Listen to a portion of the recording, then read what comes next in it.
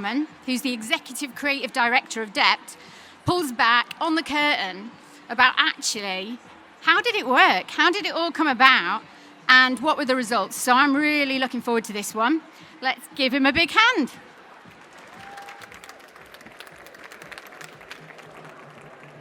Afternoon, everyone. My name's Jeff. I'm ECD at DEPT, based down in the UK. It's based down in London, even. We also have an office in Manchester, and 4,500 of us globally. There we go.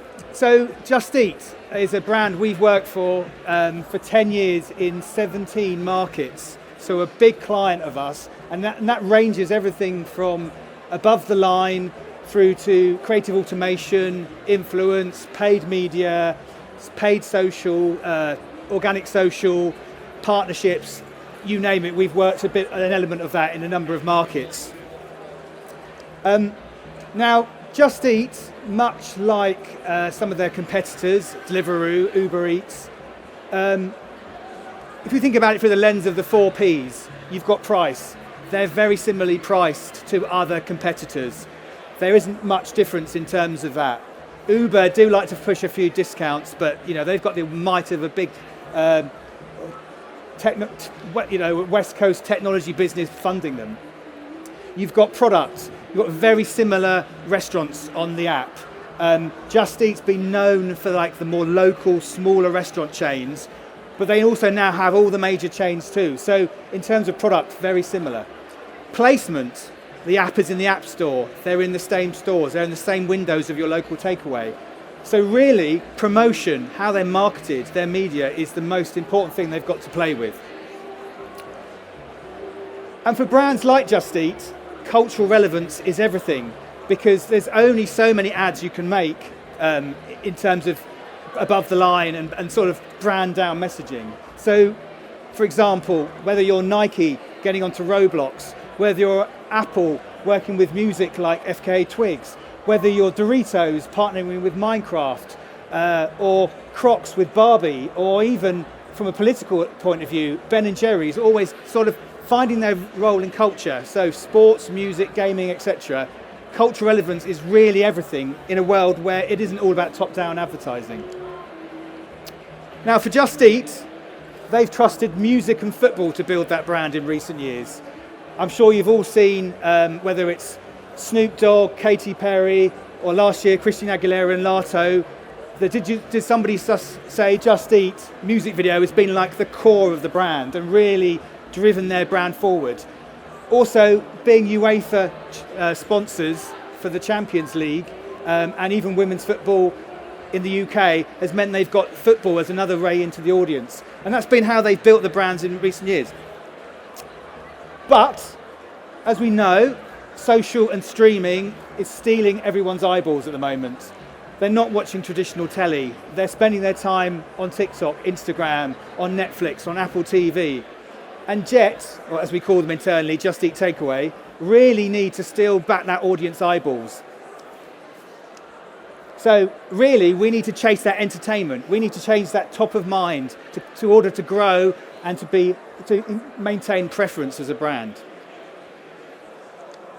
So hello Netflix, 17.3 million UK subscribers, and I'm sure many, many more, perhaps double that, of shared logins and those dodgy Fire Sticks I'm sure some of you've got. They've got a huge audience which is bang on for Just Eat. So did somebody say Squid Game 2, their biggest launch for Netflix at the tail end of last year? Huge show, huge anticipation for that show. Everyone's talking about it. Bang on in terms of the audience, the younger Gen Z audience, which Just Eat, like many other brands, are really aiming for. How do we bring these two worlds together? And that was really our brief. Create a campaign, and I guess more than a campaign, that unites the world of Just Eat and Squid Game's fandom. This isn't about making a telly ad and just leaving that one and done. It's about how do we feed the fans? How do we do something that's meaningful and bring these worlds together? So at our disposal was Netflix's media inventory. So yes, we're not making a telly ad, but we also have the opportunity to make a 30-second telly ad. that sits on Netflix that everyone has to watch. They can't skip. And generally speaking, they're less likely to go and make a cup of tea like they would traditional TV. So kicking off with a 30-second spot that was on Netflix, but also on traditional TV to really push share of voice. And hopefully this plays. Red light. Green light. Red light.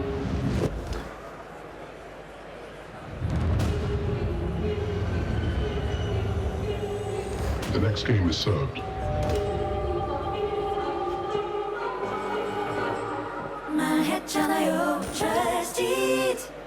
So if you're a fan of the show, there's touches, there's nuances there of young he, the green light, red light, some of the sort of costumes, the characters, really bringing that world together. And personal highlight is convincing the brand team to do the "Did somebody say Just Eat" in Korean. You can imagine the number of conversations had to get that over the line. Also, word of advice of any brand, when you're doing a collaboration, the amount of one client's hard enough, having two clients is always going to be double the fun. So that really landed our platform, which is The Next Game is Served, bringing together the worlds of Just Eat and Netflix. And it felt really logical. The idea of takeaway and Netflix, obvious. I guess reclaiming a bit of Netflix and chill into a slightly more, I don't know, Netflix and chips or something like that. Something a bit more positive. But this idea of bringing Squid Games into your own home and bringing those two worlds together really fitted well. And The Next Game is Served was our sort of tagline across everything. We didn't ignore legacy media as such. Out of home, huge amount of out of home sites with digital banners across them with this message, driving home the symbolism of the delivery and the guards in one single player message.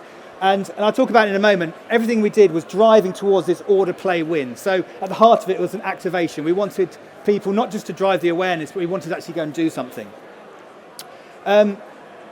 Across social, we created bespoke assets on the shoot, which teased the partnership. So this one went out on the right here before anyone knew about the partnership. So again, using some symbolism, if you know kind of thing, through to POV shots of the bag, putting Just Eat at the front and centre of the campaign, and also like really teasing this sort of engagement mechanic. Will you survive the game? Now, obviously, if you're a fan of the show, it works on the level because the whole show is a game, but at the core of what we did was a game, and I'll talk about that in a minute.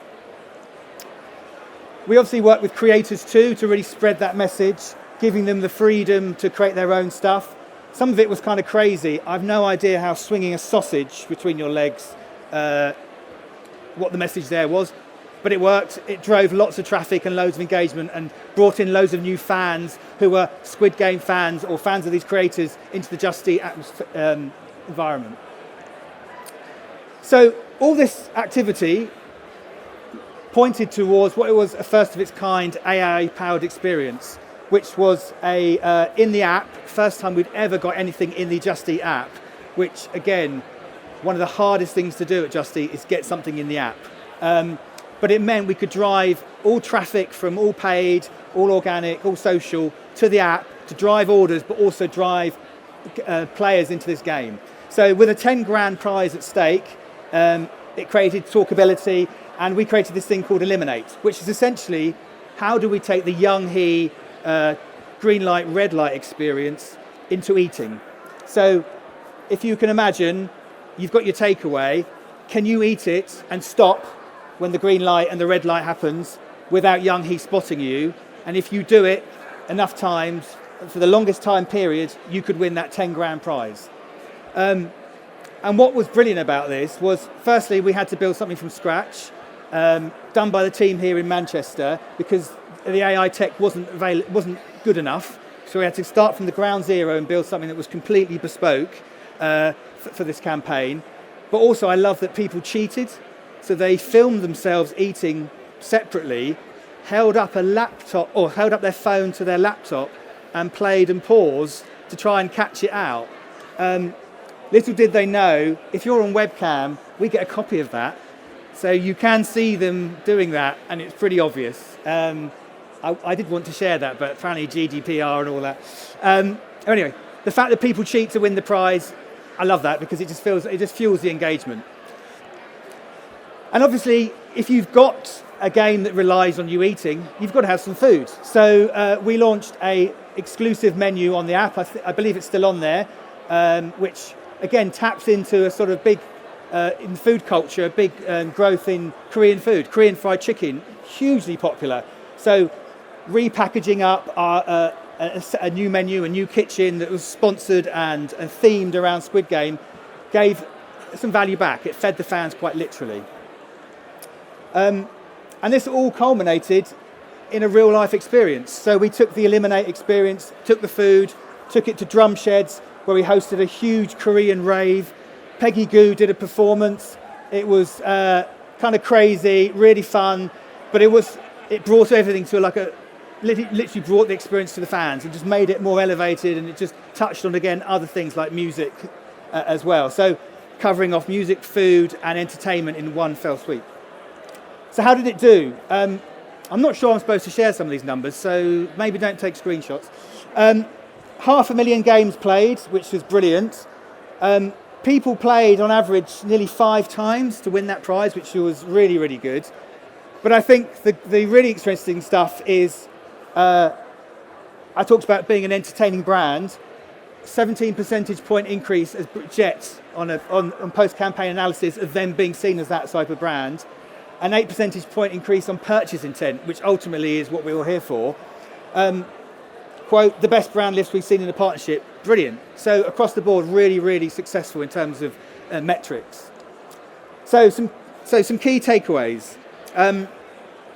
Chasing audience eyeballs, really key. I mean, that should be obvious, but every time we need to think, where are our audience? Our media plans sometimes say they're all just on social, we should just be on TikTok, Instagram, but actually they are getting their entertainment from things like streaming channels. So tapping into where those eyeballs are is really, really important. Going all in, again, we could have just made a 30-second ad and then that be done. There's a partnership, raised awareness, but that doesn't really, as the third point line, so it doesn't really give the fans anything. It doesn't really show you're investing in that culture or doing something as value. So we went all in, every touch point, every paid, owned, earned opportunity, real world, digital, film, images, creators, made sure we went, made the most of that investment in that partnership. And then the final one, as I sort of alluded to, is what we called like feeding the fans, rewarding them. Perhaps it's food, perhaps it's that 10 grand prize, perhaps it's doing that a bit of, if you're a fan, little hints of the show, little teasers of the coming new series in some of the ads. So you're giving value, you're not just bolting on the end, and there's something for Jet in it and there's something for Netflix at the same time.